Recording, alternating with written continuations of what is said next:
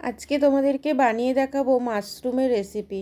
তাহলে প্রথমেই দেখো, এক বাক্স মাশরুম নিয়ে নিয়েছি, সেটাকে কেটে পরিষ্কার করে ধুয়ে আমি দু টুকরো করে নিয়েছি। কড়াই বসিয়ে দিলাম, কড়াই গরম হলে কড়াইতে সর্ষের তেল দিয়ে দেবো পরিমাণ মতো। সর্ষের তেলের মতন গোটা গরম মশলা ফোড়ন দিয়ে দিলাম, লবঙ্গ, দারচিনি আর এলাচ। কুচিয়ে রাখা পেঁয়াজ দিয়ে দিলাম। পেঁয়াজটাকে খুব ভালো করে ভেজে নেবে। ভেজে নেওয়ার পর আদা রসুনের পেস্ট দিলাম। আমি আদা রসুন পেস্টটা একসাথেই দিলাম, তোমরা আলাদা আলাদাভাবে চাইলেও দিতে পারো।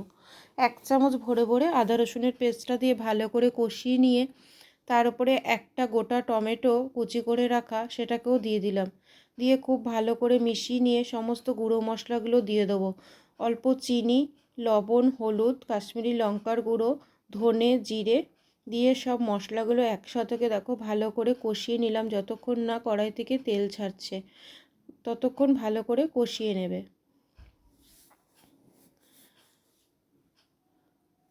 কড়াই থেকে যখন তেল ছেড়ে আসলো, কষানো আদা রসুনের কাঁচা গন্ধ যখন চলে যাবে, তখন মাশরুমটাকে দিয়ে খুব ভালো করে মিশিয়ে নেব। মিশিয়ে নিয়ে ভালো করে এবার 2-3 বার করে নেড়ে দিয়েছিলাম। তারপরে 1 চামচ টক দই দিয়ে দিলাম, দিয়ে ভালো করে আবারও মিশিয়ে নেব।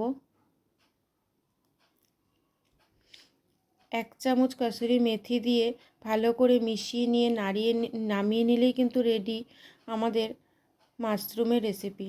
আমি 2টো কাঁচা লঙ্কা দিলাম জাস্ট সাজানোর জন্য।